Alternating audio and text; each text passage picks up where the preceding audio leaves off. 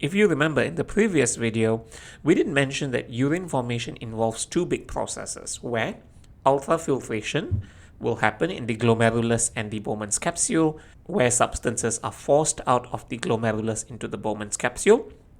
And I did mention that as the filtrate or the substances move through the tubules, the PCT, loop of Henle, DCT, and collecting duct, some important substances will be reabsorbed back into the blood. And substances which are not reabsorbed back into the blood will form the urine. Now, why is this reabsorption important? So I just want to talk a little bit about why this reabsorption is important. Now, as you can see here, there is a glomerulus, the afferent arteriole and efferent arteriole, where the afferent arteriole diameter is larger than the efferent arteriole diameter, which creates a very high pressure in the glomerulus, and it forces substances out of the blood. Now, if you remember, I told you that each kidney has about 1 million nephrons. If filtration keeps happening in all those million nephrons, every minute you will be losing 100 mils of water from your blood, which means to say every minute 100 mils of water is filtered out of the blood. Now imagine if you did not reabsorb any of the water at all. What is the consequence of that then? Well, the consequence of that is your urine. If all the water that was filtered out becomes urine, in 5 minutes, you will have, how much urine, by the way? You will actually have 500 mils of urine in 5 minutes. That's like one small bottle of water. And you'll have to run to the toilet every 5 minutes to just pee out 1 bottle's worth of urine. All right. And technically, in 10 minutes, you are dead because you have already lost 1 liter of water through urination. But does that happen to us? Of course not. It doesn't happen. Because even though every minute we are filtering out 100 mils of water out of the blood, not all the water will actually become urine. I will explain. So, in this case over here, as you can see, I'm just drawing out the nephron. And as ultrafiltration happens, the blue dots, which I'm representing as water, they are filtered into the Bowman's capsule. But as they move through the tubule, through the PCT, loop of Henle, DCT, and collecting duct, notice what actually happens to the amount of water. It starts to decrease. Because as the filtrate moves along the tubule, water are reabsorbed out of the nephron.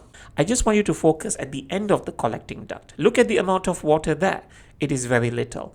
Compare the amount of water that was filtered into the Bowman's capsule and the collecting duct. It's lesser because most of the water are reabsorbed. So water that is not reabsorbed becomes urine. So in reality, even if you technically filter out 100 mils of water in the entire nephron, only about 5 mils of that water will eventually become urine, give or take. But also it depends on situations like, how much did you sweat that day? How much water did you have to drink that day? So we will talk about that osmoregulation part later. But the point I'm just trying to make here is not everything that is filtered out into the Bowman's capsule will eventually become urine. In fact, most of them will actually be reabsorbed back into the blood. But I don't need you to memorize this part, I just need you to understand this because we will need to talk about reabsorption in the next video anyway.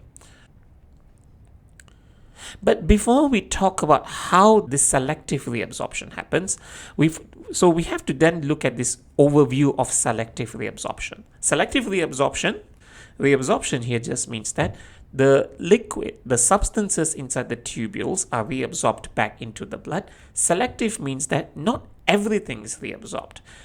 Only certain substances are reabsorbed. So I'm just going to draw out the nephron here. Okay, again, the mutated snake. So the blue colored dots represent water. The orange color ones represent glucose and amino acids. Our green color is salts, and magenta, I don't know, purple, maroon, whatever, that one represents urea. All right. Now, during ultrafiltration at the Bowman's capsule, what will happen is water, glucose, salts, and urea will be filtered out. So as you can see over there, the top left corner represents water, the top right corner represents salt, the bottom left corner represents glucose, and the bottom right corner represents urea. So that's just the concentration of the substances in the Bowman's capsule. Now, as the substance or the filtrate moves through the PCT, I want you to see what happens to the concentration of substances at the end of the PCT. So what do you notice? Look at the amount of water at the Bowman's capsule and PCT. You notice that the amount of water in the PCT is now lesser. Salts also lesser. Urea slightly lesser. But glucose and amino acids totally gone. So where have they all gone off to? So in this case here, the PCT's function, when the filtrate was moving through the PCT, reabsorption of all glucose and amino acids occurred. The PCT also helped to reabsorb most of the water. All right, let's say about 60 to 70% of the water. Don't have to memorize that value. And it also reabsorbed some salts and some urea, as evidenced by the speech bubble, because you can see there that there's still a fair bit of salt and urea inside the PCT. Now, as it moves through the loop of Henle, when it goes down the loop of Henle and goes up the loop of Henle, what happens? There are less water, there's also less salts and less urea. So the loop of Henle's function is to actually reabsorb some water and salts. It also does reabsorb urea, but we don't care about urea reabsorption anyway. Okay, so let's move on. And at the end of the collecting duct, as it moves through the collecting duct from the DCT and downwards, what do you notice? The concentration of water decreases. So therefore, the collecting duct is supposed to reabsorb some water from the filtrate. And whatever that is not reabsorbed will form the urine. This is the overview of the selective reabsorption that we are going to look at in the next video.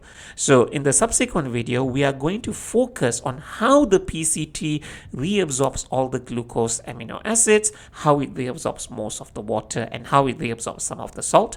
We will do a simple video on how the loop of Henle reabsorbs some water and salts, and we will then focus, the third video for selective reabsorption will focus on the collecting duct, because the collecting duct is pretty magnificent because it only reabsorbs the water based on how much water your body actually needs. So we will look at all that in the next few videos.